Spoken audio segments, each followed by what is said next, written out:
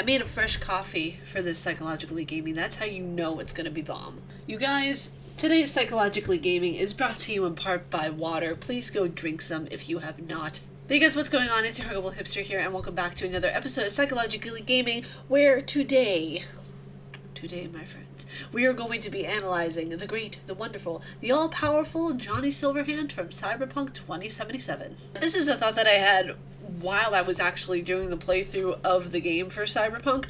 Johnny Silverhand is the conscious. He is the conscious of a human being. If we're talking in psychological terms, and we're talking about him in accordance with an attachment to a human, which is what he is to our character V, then he's the conscious. I started playing Cyberpunk 2077. I did not realize how much of an amazing story I was getting myself into, to be honest with you guys.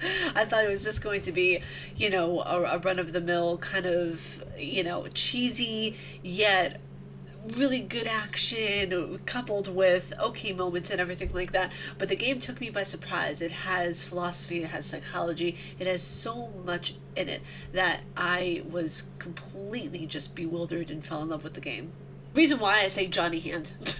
Johnny Hand. Just combined his name there, Mr. Johnny Hand.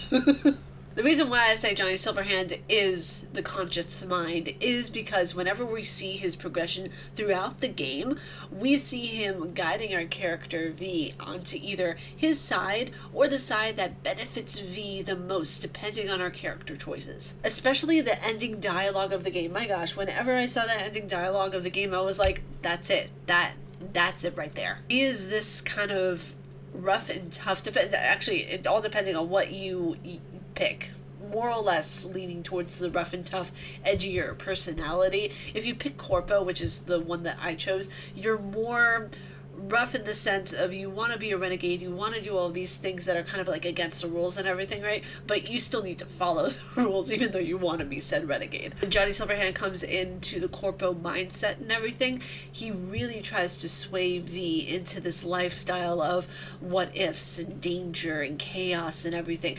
And you could also beg to differ that Johnny Silverhand, to an extent, is the id. He wants to do it now. He wants to have like instant gratification with everything that he does in his life. Whenever you look at the history of Johnny Silverhand too, you see that that was the main case. You saw that, oh, he was claimed as kind of like this terrorist that wanted to blow up Osaka Tower, if I'm remembering the name correctly. I'll probably correct myself in the video if I mispronounced it. But it was really interesting to see his growth, and then his growth whenever he entered into the catacomb mindset of V. Because I feel like both characters grew as a result of being together in a way, because you saw, you know, Johnny Silverhand is this rough and tough renegade, but when you see him in the mindset of V, depending on the choices that you make, it can either help or hinder his growth as well as V's. Now, it would be kind of contradictory of me to say that, you know, Johnny Silverhand is the moral conscience, but then saying that he's also the id, right? Because the moral conscience is the superego. It's what kind of delegates everything within the brain.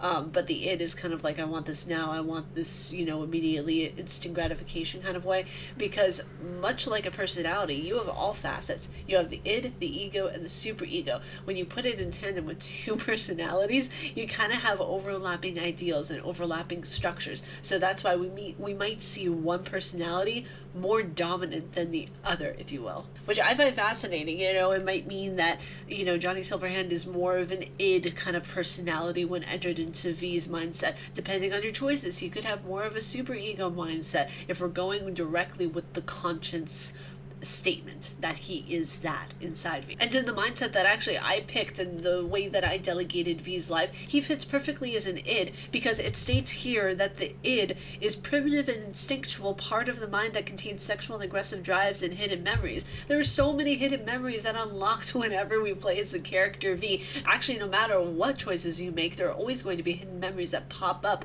from experiencing, you know, Johnny Silverhand's past, which I think is absolutely incredible. Not only that, I think the story and the way that it was constructed in including Johnny Silverhand and making two mindsets cohesively kind of fold together in a way throughout the game. I feel like that was such a good decision on CD Projekt Red's part, because you not only see the personality of Johnny Silverhand, you see how it affects V, you see how it can run V down, but it can also bring V up to an extent.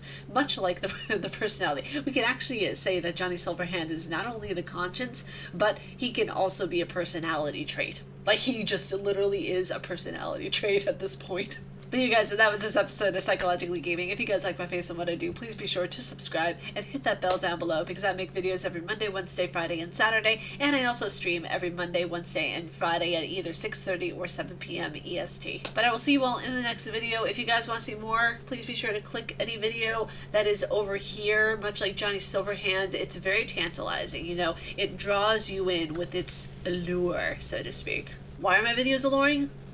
You tell me down in the comments below. I double dog dare ya.